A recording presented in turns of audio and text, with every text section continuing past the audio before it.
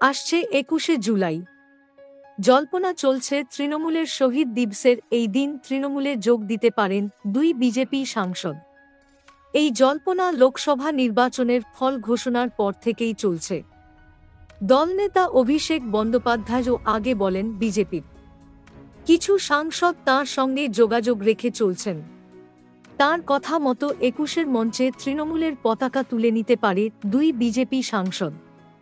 সংবাদ মাধ্যম সূত্রে খবর, এই ২ নেতা তাঁরা মঞ্চে আসার আগ্রহ প্রকাশ করেছেন। এই ২ সাংসদ সদ্য জিতে আসা বলেও জল্পনা চলছে। তৃণমূল মুখপাত্র কুণাল ঘোষ দাবি করেন, আপাতত বিজেপিতে থেকে ভিতরের খবর দিতে বলা হয়েছে তাঁদের। তাঁর এই বিস্ফোরক দাবিতে রাজনৈতিক মহলে শোরগোল পড়ে গিয়েছে। কুণাল আরও বলেছিলেন, অনেক বিধায়ক যোগ দিতে চাইছেন। দলের শীর্ষ নেতৃত্ব দেখছেন, সময় দেখে সিদ্ধান্ত নেওয়া হবে।